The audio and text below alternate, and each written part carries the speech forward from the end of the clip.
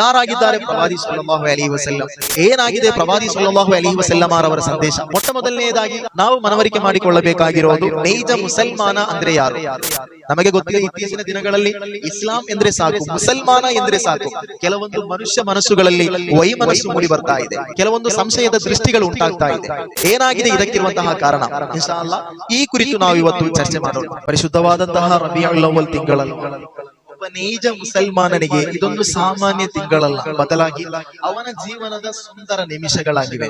ಅದಕ್ಕಿರುವ ಕಾರಣ ಏನಂತ ಹೇಳಿದ್ರೆ ಪ್ರವಾದಿ ಸಲ್ಲಲ್ಲಾಹು ಅಲೈಹಿ ವಸಲ್ಲಂ ಅವರ ಜನ್ಮದಿನ ಅನ್ನೋದಾಗಿದೆ. ಯಾರಾಗಿದ್ದಾರೆ ಪ್ರವಾದಿ ಸಲ್ಲಲ್ಲಾಹು ಅಲೈಹಿ ವಸಲ್ಲಂ? ಪರಿಶುದ್ಧವಾದಂತಹ ನಲ್ಲಿ ಅಲ್ಲಾಹನು ಹೇಳ್ತಾನೆ, ವಮಾ ಅರ್ಸಲ್ನಾಕ ಇಲ್ಲಾ ರಹ್ಮತಲ್ ಲಿಲ್ ಆಲಮೀನ್.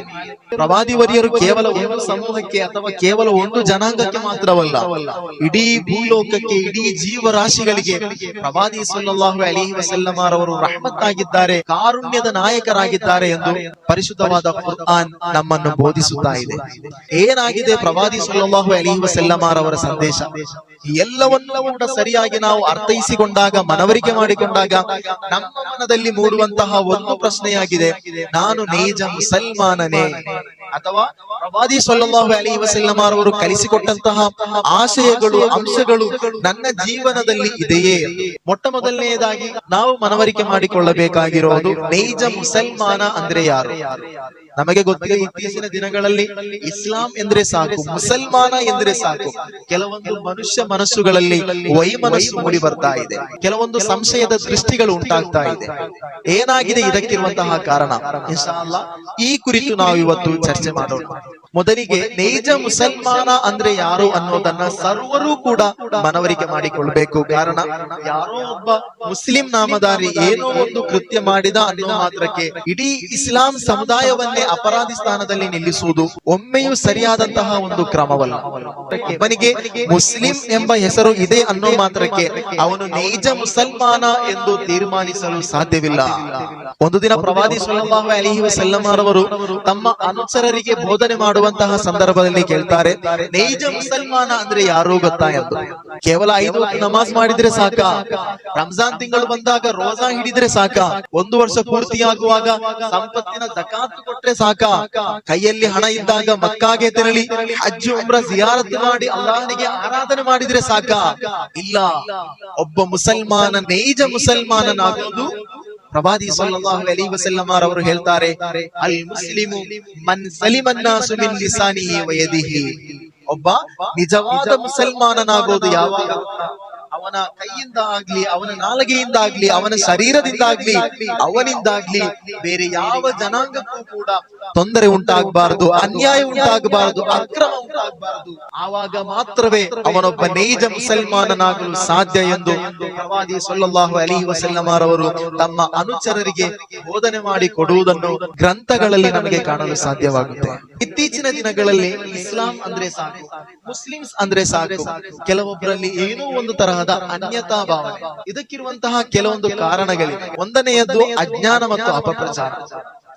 ಪರಿಶುದ್ಧವಾದಂತಹ ದೀನುಲ್ ಇಸ್ಲಾಂ ಅನ್ನು ಸರಿಯಾಗಿ ಕಲಿಯಬೇಕಾಗಿರೋದು ಪರಿಶುದ್ಧವಾದಂತಹ ಕುರ್ಆನ್ ನಿಂದ, ಅದೇ ರೀತಿ ಪ್ರವಾದಿ ಸಲ್ಲಲ್ಲಾಹು ಅಲೈಹಿ ವಸಲ್ಲಂ ಅವರ ಬದುಕಿನಿಂದಾಗಿರ್ಬೇಕು, ಅವರ ಚಿಂತನೆಯಿಂದ, ಅವರು ನೀಡಿದಂತಹ ಸಂದೇಶಗಳನ್ನು ಓದಿಯಾಗಿರ್ಬೇಕು ಪರಿಶುದ್ಧವಾದಂತಹ ದೀನುಲ್ ಇಸ್ಲಾಂ ಅನ್ನು ಕಲಿಯಬೇಕಾಗಿರೋದು. ಅದಕ್ಕೆ ಬದಲಾಗಿ ಸೋಷಿಯಲ್ ಮೀಡಿಯಾಗಳಲ್ಲಿ ಬರುವಂತಹ ಅಪಪ್ರಚಾರಗಳಾಗಿರಬಹುದು, ಸುಳ್ಳು ಸುದ್ದಿಗಳಿಂದಲ್ಲ, ಪರಿಶುದ್ಧವಾದಂತಹ ಇಸ್ಲಾಂ ಅನ್ನು ನಾವು ಅರ್ಥೈಸಿಕೊಳ್ಳಬೇಕು. ಎರಡನೆಯದು ನಮ್ಮ ನಡವಳಿಕೆಯ ವೈಫಲ್ಯ.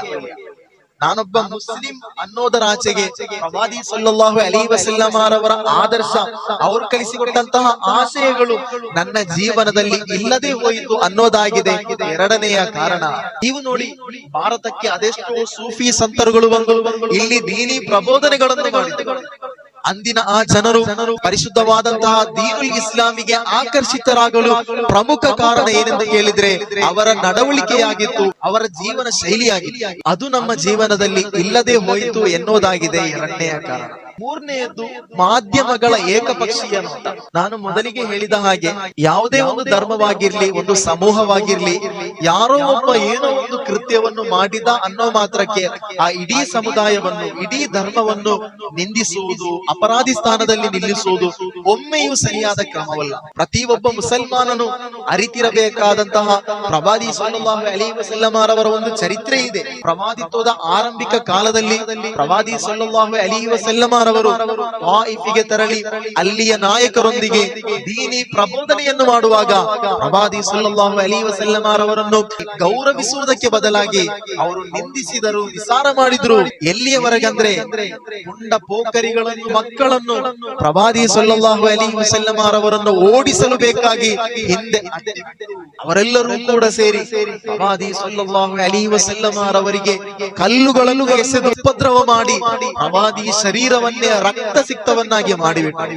ಆ ಸಂದರ್ಭದಲ್ಲಾಗಿತ್ತು ಅಲ್ಲಾಹನು ಅವನ ಮಲಕುಗಳನ್ನು ಕಳುಹಿಸಿ ಪ್ರವಾದಿ ಸಲ್ಲಲ್ಲಾಹು ಅಲೈಹಿ ವಸಲ್ಲಂ ಅವರೊಂದಿಗೆ ಕೇಳ್ತಾನೆ, ನೀವು ಪರ್ಮಿಷನ್ ಕೊಟ್ರೆ ಇಲ್ಲಿರುವಂತಹ ಪರ್ವತಗಳನ್ನೇ ಮಗುಚಿ ಆ ಒಂದು ಸಮೂಹವನ್ನೇ ಇಲ್ಲದಾಗಿಸುತ್ತೇವೆ ಎಂದು. ಆದ್ರೆ ಪ್ರವಾದಿ ಸಲ್ಲಲ್ಲಾಹು ಅಲೈಹಿ ವಸಲ್ಲಂ ಅವರಿಗೆ ಎಷ್ಟೊಂದು ಅಕ್ರಮ ಮಾಡಿಯೂ ಕೂಡ ಪ್ರವಾದಿ ಸಲ್ಲಲ್ಲಾಹು ಅಲೈಹಿ ವಸಲ್ಲಂ ಅವರು ಹೇಳಿದ ಒಂದು ಮಾತಿದೆ, ಅದೆಲ್ಲವನ್ನೂ ಕೂಡ ನಾವು ಸರಿಯಾಗಿ ಅರ್ಥೈಸಿಕೊಳ್ಬೇಕು, ಅದೆಲ್ಲವನ್ನೂ ಕೂಡ ನಮ್ಮ ಜೀವನದಲ್ಲಿ ಅಳವಡಿಸಬೇಕು. ಕಾರಣ ಯಾರಾದರೂ ಬಂದು ನಮಗೆ ಅನ್ಯಾಯ ಮಾಡಿದರು ಅನ್ನೋ ಮಾತ್ರಕ್ಕೆ ಎಲ್ಲಾ ಸಮಯದಲ್ಲೂ ಪ್ರತಿರೋಧ ಪರಿಹಾರವಲ್ಲ.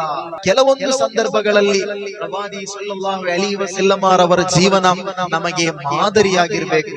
ಪ್ರವಾದಿ ಸಲ್ಲಲ್ಲಾಹು ಅಲೈಹಿ ವಸಲ್ಲಂ ಅವರು ಹೇಳ್ತಾರೆ, ನೀವು ಆ ರೀತಿ ಮಾಡ್ಲಿಕ್ಕೆ ಹೋಗಬೇಡಿ. ಕಾರಣ ಅವರ ಮುಂಬರುವ ಪೀಳಿಗೆಯಲ್ಲಿ, ಅವರ ಸಮೂಹದಲ್ಲಿ ಯಾರಾದರೊಬ್ಬನು ಒಳ್ಳೆಯವನಾದ್ರೆ ಸಾಕು ಎಂದು. ಪ್ರಿಯ ಮಿತ್ರರೇ, ಆದ್ದರಿಂದ ಪರಿಶುದ್ಧವಾದಂತಹ ದೀನುಲ್ ಇಸ್ಲಾಂ ನಮಗೆ ಕಲಿಸಿಕೊಟ್ಟಂತಹ ಕೆಲವೊಂದು ಆಶಯಗಳಿವೆ, ಕೆಲವೊಂದು ಆದರ್ಶ ಜೀವನಗಳಿವೆ. ಅದನ್ನು ನಾವು ಒಳ್ಳೆಯ ರೀತಿಯಲ್ಲಿ ಮನವರಿಕೆ ಮಾಡಿ ಒಬ್ಬ ನೈಜ ಮುಸಲ್ಮಾನನಾಗಿ ಜೀವಿಸಲು ಪ್ರಯತ್ನಿಸೋಣ. ಅಲ್ಲಾಹ್ ನಮಗೆ ತೌಫೀಕ್ ನೀಡಲಿ.